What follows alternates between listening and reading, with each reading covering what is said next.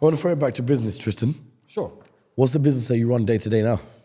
Day to day right now, everybody knows my brother and I host a online educational platform called The Real World, and it's a fantastic platform. You know, anyone can go check it out on university.com. I bought that domain as well. Yep, he was telling us. Yeah, I mean, The Real World is a very, very time-consuming business to run. I mean, hundreds of thousands of students all across the world, you know, a bunch of different professors. Every day I have to check the course content. I have to make sure that people are learning. I have to make sure that people are, you know, benefiting from the program itself. I obviously have to do all the payroll, all the finances, et cetera. So that's what I spend most of my time on nowadays. And it's a full-time job. I mean, me and Andrew are constantly working. What do you actually do on a day-to-day basis? So, like, for that business, what is it that you got to do? I am on my laptop. All the time. Everything is managed. This is what I mean about the internet being a powerful tool. There are people my age who are on their laptop all day, every day, playing video games and watching porn. I'm on my laptop every day managing this business, and I'm making millions and millions of dollars. Mm-hmm. So, again, it's about the use of your time. And again, I do things that maybe don't benefit me massively financially, but things I like doing.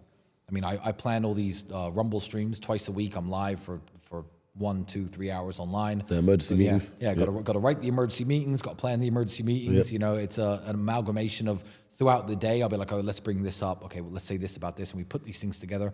So all day, every day, I guess I'm trying to spread the message and then manage the companies and manage the business as well. These emergency meetings, how much do they actually affect the business? I don't really know. As in, like, do you see them as ways of grabbing people's attention and putting them into the real world? Yes and no. Yes, emergency meetings make me more famous, and my message, I obviously spread that The Real World is a wonderful platform, but if it weren't for the emergency meetings, I probably wouldn't have got thrown in jail either. So it's, how do I really measure the impact of the emergency meetings? I measure them in the way that I get letters to my house, messages, handshakes, people come up to me in person, and they say, wow, Tristan, I watch you on the emergency meetings, I've made this positive change in my life, I've made that positive change in my life. That's how I define the success of emergency meetings. And that's why I'll never stop doing them.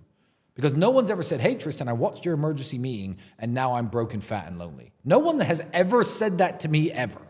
So yeah, I gauge their success in the messages and the handshakes and the hugs I get from fans of mine who've had a positive change in their life from listening to me speak.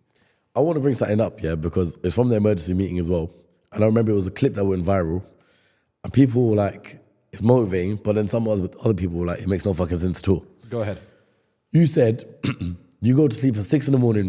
and wake up at 5:59. Yeah. Explain that one and the maths behind it. Well, you know what? I made it up while I was talking. I made it up while I was talking on the emergency meeting, and that went super viral. People literally messaged me, hey, minus 1 minute sleep. Yeah. And I think, let me try to be more sensible in my approach to it now. And in fact, no, this is a very important question because I've recently implemented something in my life which proves my point. My point is, if I have things to do, I don't need sleep. So if you sleep 10 hours a day, 9 hours a day, 8 hours a day, which people say is the optimum amount, 8 hours of sleep a day, and people say, I don't have time to work out. My argument is always sleep 7 hours. Just sleep 7 hours. Wake up, do the hour of training. Oh, yeah. You might be a bit more tired, but then when you get in better shape, the training is going to take effect, and you'll find yourself with higher energy levels than you had before. So when I say minus 1 minute sleep, my point is if I have 24 hours and 1 minute of work to do in a day, I'll get it done. And I don't care if I sleep or if I don't. So very recently, I started taking Russian lessons 2 weeks ago. In the language? Yes, yeah. to learn the Russian language. So I typically wake up around 8 o'clock every single morning. Mm-hmm. I go to bed around 2. I sleep maybe 6 hours a night. What I did was for these 3 days, Monday, Wednesday, and Friday, I scheduled my Russian lessons at 6:30 in the morning. Why? Not because I have that time, not because I like waking up at 6:15. Nobody likes waking up at 6:15. But because by the time I get up and my brain is engaged in this activity for an hour and a half of my lesson, I don't want to go back to bed. I'm already awake. So I'm learning Russian essentially for free. It's like free time that I've created just by telling my teacher to show up at 6:30. And I wake up at 6:15 miserable. Oh, I wish I could go back to sleep. But I get up because I have to, and it's done. The appointment's made, it's settled. And now, so I get 4.5 hours of Russian lessons per week. And how much extra time does it take me? Zero. zero time. I've created it out of nothing by scheduling my appointments at unreasonable times, so I force myself to sleep less. So the whole minus 1 minute sleep thing was a joke I made, I guess, flippantly, but I apply that principle to my real life, and I'm doing it even now.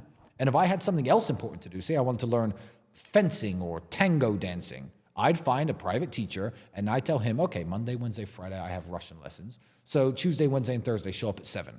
Cool, minus 1 hour of sleep every single day. And then I'm doing these things for free on time, which I've created out of nowhere. And I find it a very efficient way of getting things done. So anyone you know who says they don't have time for anything, ask them how much they sleep. You need 4 or 5 hours. You do anything additional, especially when you're young, is a luxury. It really is. So cut back on your sleep and up your training or up your work or up your reading or up whatever it is you're trying to do. The time can be created by getting rid of sleep. So that comes down to discipline, right? Oh, 100%.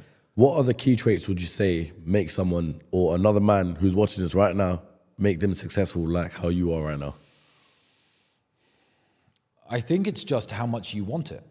I mean, the trick of booking the early Russian lessons, that's not discipline because I'm not setting myself a time to get up at 6:30. I'm actually committing wholeheartedly because this guy's going to turn up at my house and walk in with his Russian books and sit down. I'm going to be upstairs sleeping? No. Who is this guy? Don't want him walking around my house. I've got to be, downstairs, and I've got to be learning the lessons. So that's, I guess, a bit of a life hack because I'm scheduling it. But if you don't have such a strict schedule and you yourself need to get up at certain times because you want to get things done, let's take training. Training is something you could easily wake up at 6:30 and think, oh, let me just close my eyes. Let me just not train today. I think it just comes down to how bad you want it. And I don't have any magical spell to give people to make them want it as much as I wanted it. But I feel like most men want the same things. Most men want money. Why? Not all men want fast cars. Not all men want $55,000 lighters or expensive tailored suits. But, you know, money gives you the ability to take care of your family, to take care of your friends, can buy you the best health care. When I say money doesn't buy health, sure. Rich people and poor people can both get incurable brain cancer and it can kill you. However, if you get a normal form of cancer or you need a surgery like I needed on my shoulder, and I can go to the same surgeon who did Conor McGregor's leg and Roger Federer's elbow to get the best quality healthcare, money does buy health and rich people do live longer. So you need to just want it. And if you can't force yourself to do it, then I can't force you. It's very, very hard to make changes even to yourself. If you think, like I've thought many times in my life, I need to change this aspect of my life. I need to party less. I need to sleep less. I need to work more. I need to train more. I need to make more money. I need to spend more time with my daughter. Whatever it was in life, adjusting your lifestyle to make changes in yourself is difficult. Not everybody can do it.